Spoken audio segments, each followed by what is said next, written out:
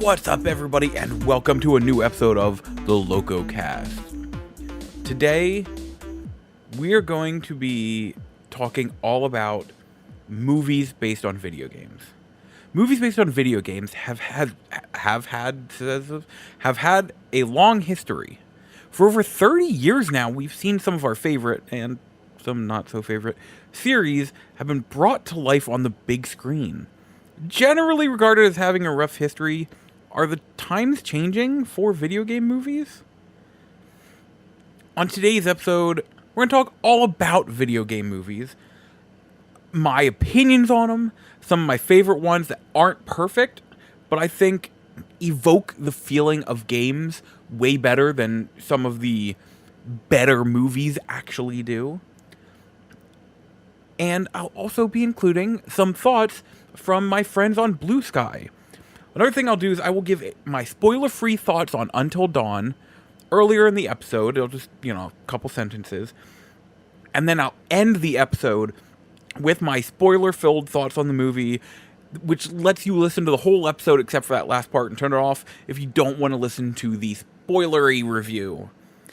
But we're going to talk about these movies because, you always hear, oh, video game movies have been so bad, and are they getting better? Like, what? Maybe times are changing? But one thing I want to think of is, if you take out any movie that isn't directed by Uwe Boll, because his movies are, I want to say bad, but bad doesn't do him justice. If you take out any movie by Uwe Boll,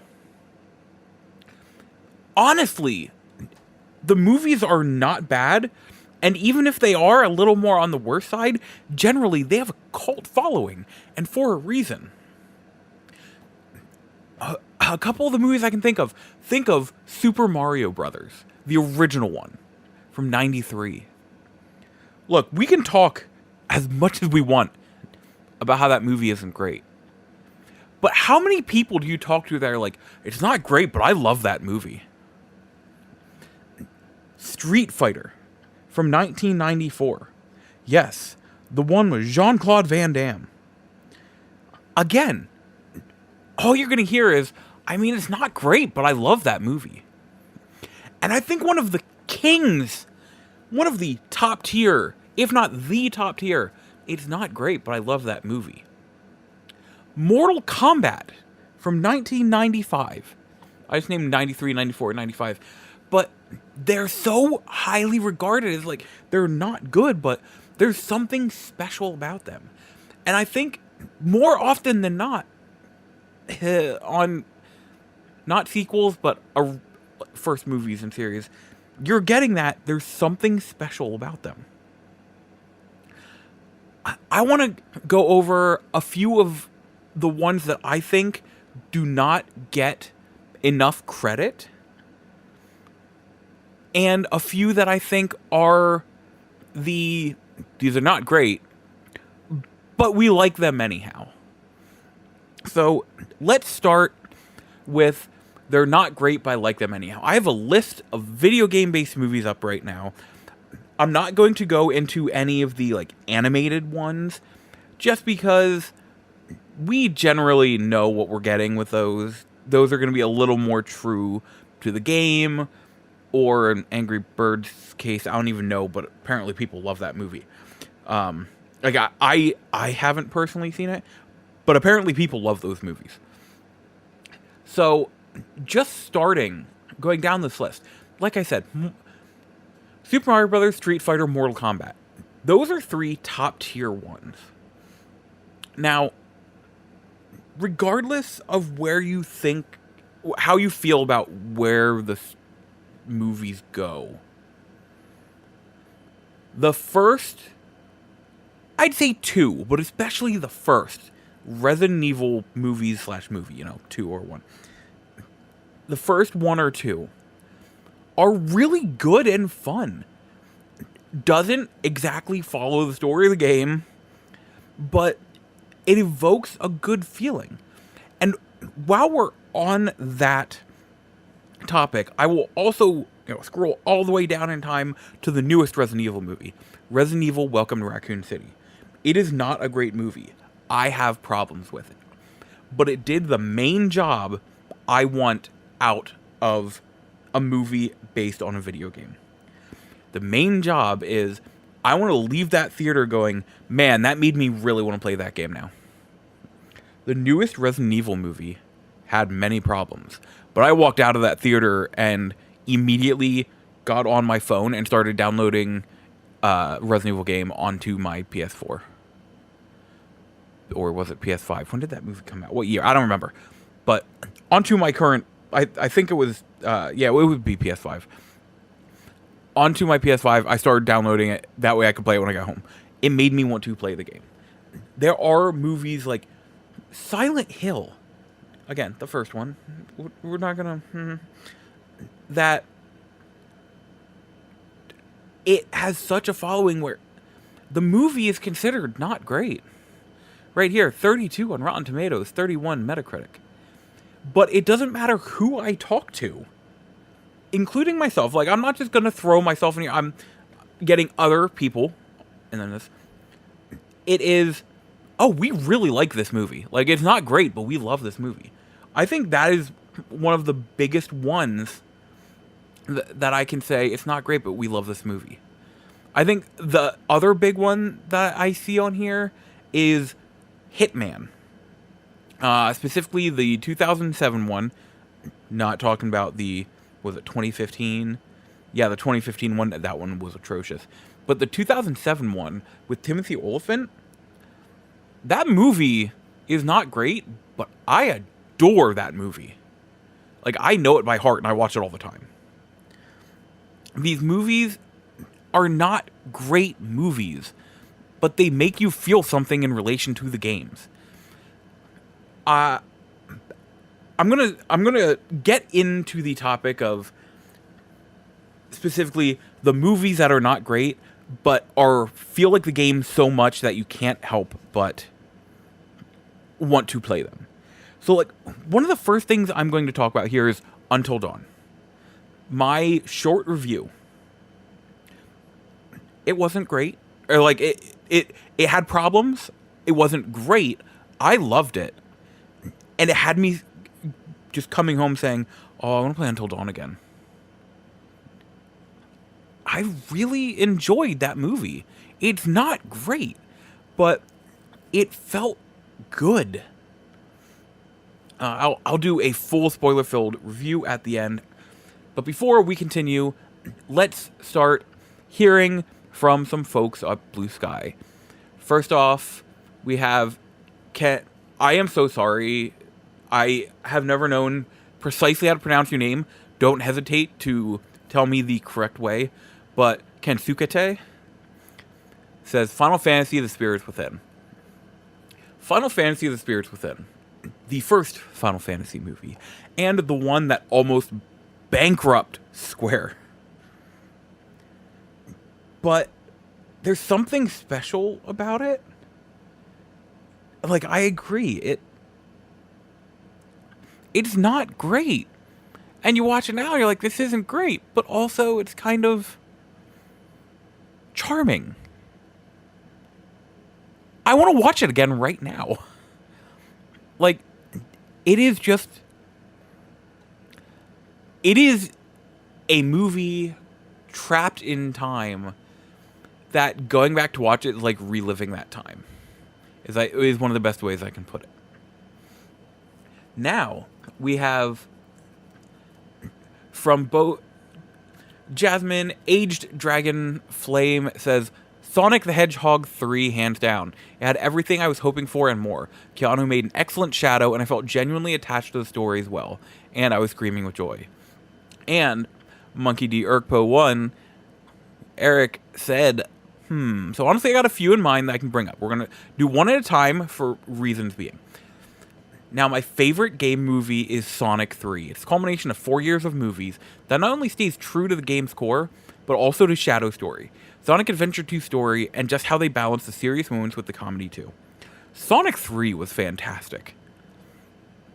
I agree. It did such a good job of portraying Shadow's story from Sonic Adventure 2. Like, I didn't beat Sonic Adventure 2. I will be fully upfront about that. Only because I'm on, like, the next to last mission, and it made me rage. But I really like Shadow's story in that. I was really enjoying the story in the game. And I think Sonic 3 did a great job of perceiving that. I'm not the biggest fan of Jim Carrey in it. I think he went a little overboard. But it's a fantastic movie. Eric also says, second best goes to Super Mario Brothers movie, where they not only got the entire Mushroom Kingdom faithfully recreated, but also had some colorful animation and some stellar Easter eggs on top of some of its finest moments.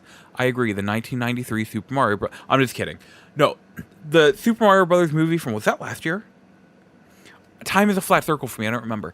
But the new animated Super Mario Brothers movie, it's such a good movie. I know people had worries when it was first coming up, like Chris Pratt as Mario. People were like, why? I honestly think he did pretty good. Like, give the guy some credit here. Everyone was bashing on him just for it to turn out all right. But the Super Mario Brothers movie turned out great. It had a good voice cast, and what I mean by that is, yes, it had all these big names, but the voices fit the characters so well. That's what I mean by had a good voice cast. Everything fit. There were no voices that were like, that made you go, oh, that just sounds weird coming from that character. No. It was so good. That is, I think, one of the best animated video game movies. A big one I want to talk about, and one of the games, or one of the movies that spurred this list on, made me think of doing this podcast, and a movie that does not get enough credit. Let me see who made it quick. It was Walt Disney Studios Motion Pictures? I don't remember that, but now I'm like, oh my god. Released in 2014. Need for Speed, starring Aaron Paul, Dominic Cooper, Kid Cudi, Rami Malek, and someone I have had a crush on ever since 2007, Imogen Poots. Need for Speed is not a perfect movie, but it is such a fun movie, and it invokes the feeling of Need for Speed so well. When it was first coming out, I'm like, this movie needs to differentiate itself from Fast and the Furious, which is like, regardless of what you think of the movies, the Fast and the Furious are the premier car movies. So Need for Speed had to differentiate itself from this series. And it did such a good job. It did such a good job that I play all these racing games, and I came out of Need for Speed where the only thing Need for Speed about it is the name. Like, there isn't any, like, there's no character.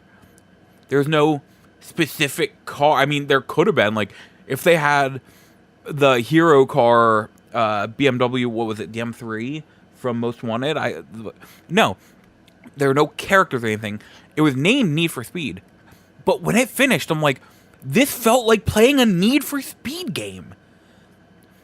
Some of my favorite video game movies are not great movies, but they are great video game movies, which I think is what they need to be more than anything. And by the way, I need to point out I'm not alone. Eric also put, underrated game movie for me is Need for Speed. Very much a serious racing movie that tried to combine the hub world racing and police chases with the fun racing you'd expect. Plus the movie soundtrack is so good, especially with Linkin Park. Linkin Park and that Kid Cudi song. Yes. No, Need for Speed is a movie that I will defend religiously. It is so good and so worth watching. Another movie that does not get the credit it deserves, and oh my god, it has an 86 on Rotten Tomatoes, I didn't even know, So this almost nobody I know has seen this movie.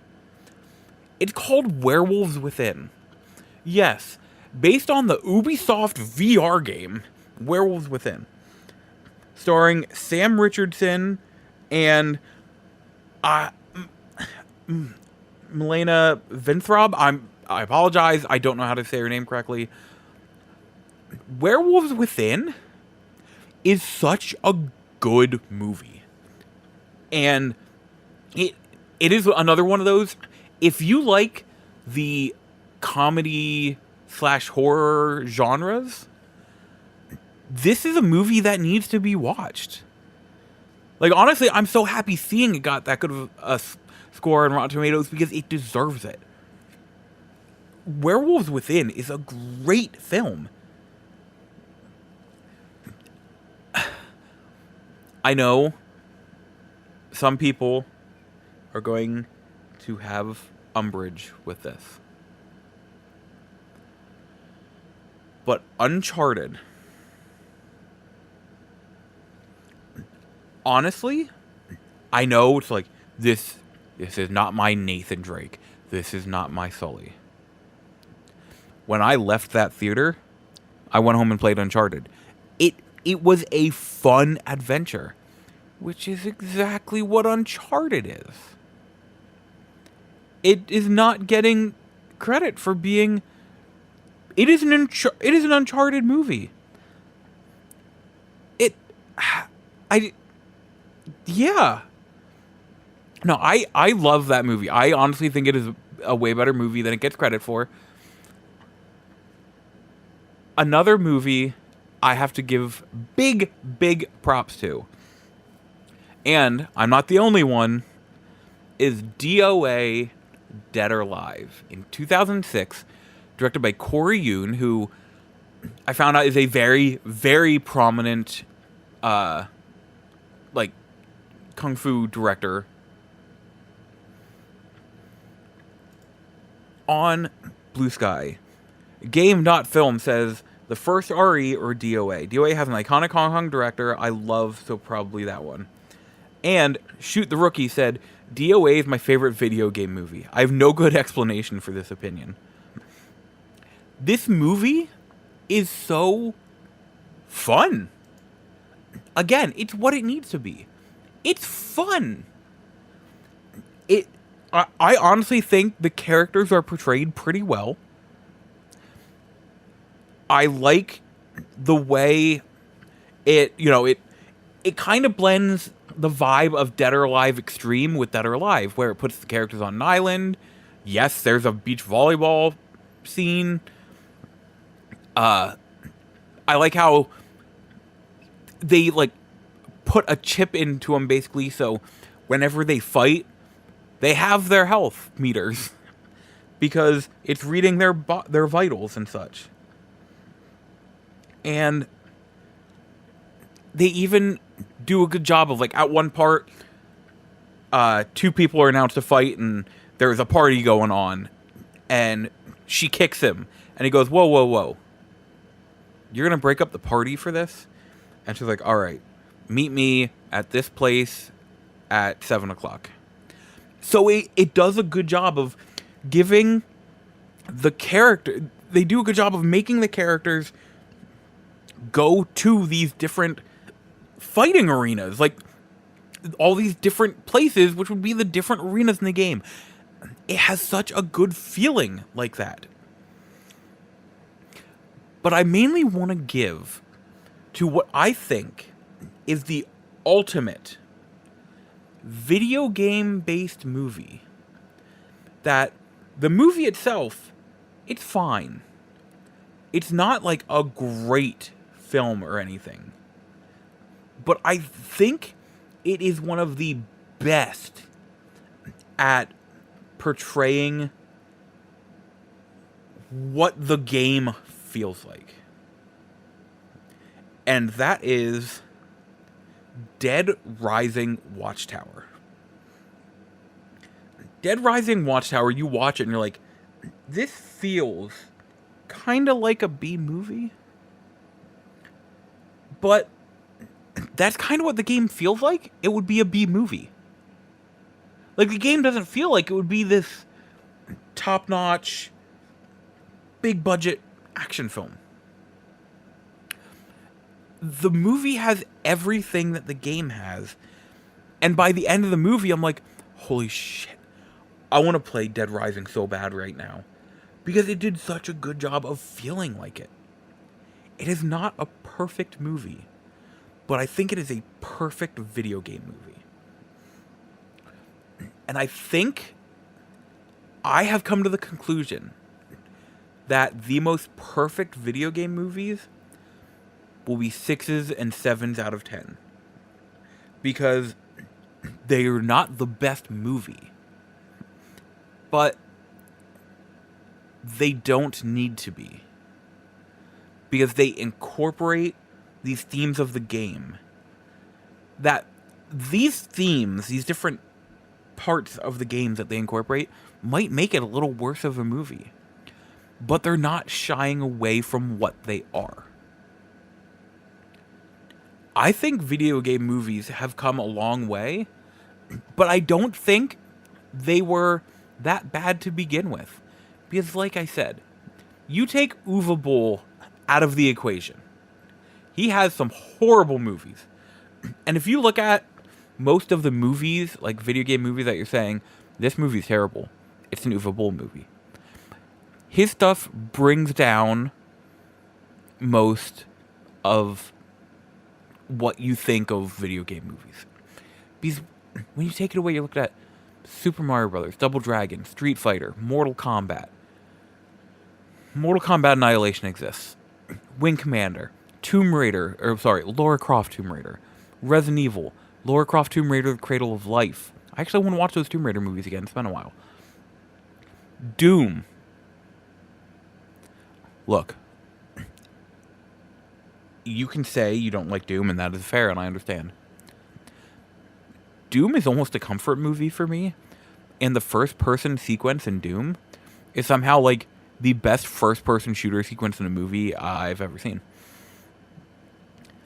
Silent Hill, DOA Dead or Alive, Hitman, the 2007 Hitman, Max Payne, I liked Max Payne, Tekken, Prince of Persia: Sands of Time, 2 movies that I do not think are, like, great, but I really like them. Need for Speed, Warcraft, Assassin's Creed. I think Assassin's Creed is boring, which is the worst thing it can be because it wasn't memorable. Tomb Raider, the 2018 Tomb Raider. Love that movie. Is it perfect? No. But I love that movie. Detective Pikachu. Can we not forget Detective freaking Pikachu? Sonic the Hedgehog, Monster Hunter. That exists. Mortal Kombat, the 2021 one. I like that film. Werewolves Within, Resident Evil: Welcome to Raccoon City, Uncharted, Sonic the Hedgehog 2, Five Nights at Freddy's. I had a lot of fun with that movie. Borderlands, that's a film. That's a film. Sonic the Hedgehog 3, a Minecraft movie. I saw a Minecraft movie, going in thinking, like, watching the Minecraft trailers, being like, this looks terrible. Well, I went and saw it because my niece wanted to see it, so I'm like, alright. Came out of the theater going, that was not bad. I laughed. Like, genuinely laughed. Way more than I expected. And Until Dawn. Those are the big theatrical releases. Now, there's many, like, direct-to-video releases, stuff like that. But those are the big theatrical releases, and there are not many there that I think are actually bad. So you know what? While I do think they have come a long way, I don't think they have had as long a way to come as people like to think. Because people see one director and it shades the way they see an entire genre. And you know, I get it, but let's not take away from the good that we've had. Now, this is where I will tell you if you do not want to hear the spoiler-filled review for Until Dawn. Thank you for listening. I will talk to you again next episode. If you want to hear the spoiler-filled review for Until Dawn, please keep listening. For those who are leaving, thank you. I'll talk to you again next time. And always remember to, whatever podcast service you're listening to, like the podcast, leave a review. They are both huge helps. And thank you for listening. Now, okay. Giving plenty of time. Let me just take a drink. Giving plenty of time for any stragglers to have left. Let's get into my full review of the Until Dawn movie. Okay, so people were, and remember, like I said, full spoilers ahead. If you don't want to know anything, do not listen to this. But, you know, I understand people's worry going into this movie about how it's very different from the games.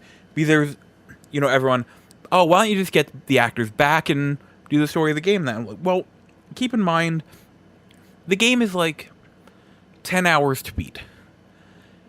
And with that, they have to think, all right, well, what characters are we going to kill and what characters are we going to keep alive?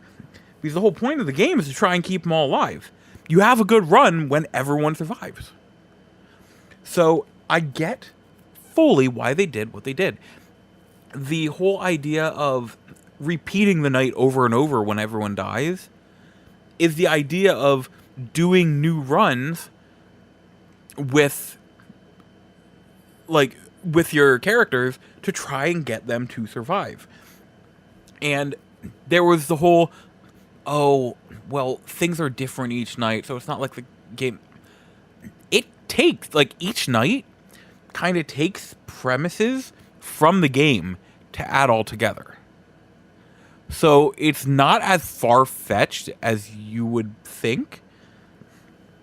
And it's straight up... Okay. Let me start by saying this movie, straight up at the end, tells you, depending on how you look at it, I could be very wrong. I thought the movie was saying it is a sequel. But it is also, I've heard it, that it is a prequel. And I understand that logic as well. So, here is why. I know a lot of people didn't want to go see the movie because, you know, it's very different, it's not connected. No, it is very connected. The entire third act is based on connecting the game to the movie. So, you see in the trailer that Peter Stormare plays the guy at the gas station. Now, he played Dr. Hill, the psychiatrist, in the game, who, if you remember correctly, isn't real. It's all in Joshua's head. Well, he's at the gas station, and I'm like, okay, keep in mind, going into this movie, I also thought it was a very different thing, and did not know they were connected. I'm like, okay, so that's how they're going to have Peter Stormare in here. You know, I realized he would probably be in it, like, I love having that since he was in the game. And, well, you find out he's behind the whole thing. He's playing Dr. Hill, the character from the game. So right there, I'm like, oh, holy crap. Okay, awesome. And at one point, they're in a drawer, and they're finding, like, some of his different, you know, clearance card, ID cards from places he's worked. And one of them is, oh, what is it? Blackwoods, Blackthorn, Black something. It's the sanitarium from the game. So they have his ID there for Dr. Hill. And I'm like, again, at first I'm like, oh, hey, that's a funny little thing connecting that Dr. Hill in the game and this Dr. Hill. Ha ha. You know, kind of like an Easter egg, I thought it was. But it's straight up setting the story where he is, in essence, helping these, there was the mine collapse and everything, which it talks about in the movie, even early on. It's like, oh, there's a part where, one of the nights she's trying to survive, the witch is watching TV and it's talking about a mine collapse. I'm like, okay. Well, you find out everyone is slowly turning into Wendigos. And at first I'm like, I don't know exactly how that's working, like how it's going on. But then it ties to some of the ways that you do turn into Wendigos, and like especially some of the ways that happened in the game. It didn't do the flesh eating, which I think is a big thing, because this is a negative I have against it. Regardless of what you think of it, in every lore, every story, every theory, it's always eating of flesh. It is eating another person that is the main part that transforms you into a Wendigo. So I will say that is something I have against it, but it ties it in to where he's studying these Wendigos. As time goes on, the movie does not explain at all how there's this house trapped in time. It is not explained at all. But Wendigos are all over the place in the third act, and it straight up connects how this is all built around her, the main character. Clover was her name. It's all based around Clover, and everything going on, like each night's thing represents stuff going on with her head. And even like at one point, again, a little bit of me was starting to, there were a couple other little Easter eggs, and I'm starting to think these aren't Easter eggs, until at one point she's in his office. She finally got to him and everything, and he's talking, and she's sitting there and looks on his desk, and you see his patient files, and you see Josh's patient file. Now, this is where I was like, oh, it's set after the game. Josh was one of his patients. Well, everything happens. Dr. Hill dies. He literally explodes. That's one of the ways they die the one night. She managed to recreate that, essentially, and he explodes. Well, you get to the end of the movie, and they get out and everything just in time. And the very last scene starts playing, where it's in his office, and it's showing the TV monitors where he's, watching. Oh, and I have to say, they did a very good job of recreating his office to look like it did in the game at one point, where it was. So if you remember, it was all in Josh's head and everything. And in the game, in between each chapter, you'd see the office deteriorate more and more. At first, it looked just like a normal office, but as it went, windows got boarded up, and there'd be mannequins and just brush and all this different stuff, and it deteriorated more and more. And did a very good job of making his office look like his office at one point in the game. I have to give that credit. But the movie ends with the camera closing in on the TVs, the security TVs, and they switch over to a snowy cabin, and you see a Jeep pull up at the cabin. That's why people think it is a prequel, because it's setting up for the game. I was thinking sequel, just because it's another, it's a snowy cabin but you see a vehicle pull up to the cabin, which doesn't happen in the game, but maybe they just couldn't. I think it would have been better just to show the cabin and see some people arriving at the cabin. But that's why I didn't think it was setting up for that, purely because I'm well, to get to the cabin in this, they need to take cable cars, no cars. But you hear the doctor's laugh, but he's dead in that. But also, that was where it all came to mind. Well, in the game, you don't know anything about the Doctor being alive or dead or anything because it's all in Josh's mind. So, we also don't know when Josh was one of his patients. So I thought that was a file as like Josh is one of his new patients or that because it was right on top. But it really could be Josh was one of his more recent patients. So that's why I'm like, I don't know if it's a prequel or a sequel. I don't know. But I saw some people, like, in the one review I watched, the person's like, yeah, there are, like, 2 connections to the game. Other than that, is not connected to the game at all. And I'm like, bro, literally the whole third act is tying the movie to the game. And like I said, prequel or sequel, one of the two, but it is intrinsically tied. You literally have him playing the same character.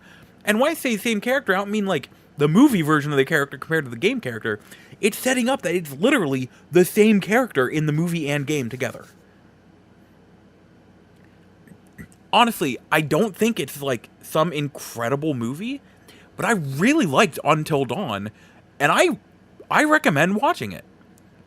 You're not getting this huge, big budget horror movie, but you're getting these great practical effects, and you're getting this just fun time. Until Dawn is a movie worth watching. When it comes out, I'm going to be adding it to my collection. It is so worth it. Thank you for hanging out as I talked about video game movies, and if you've made it this far, listening to my Until Dawn spoiler-filled review discussion.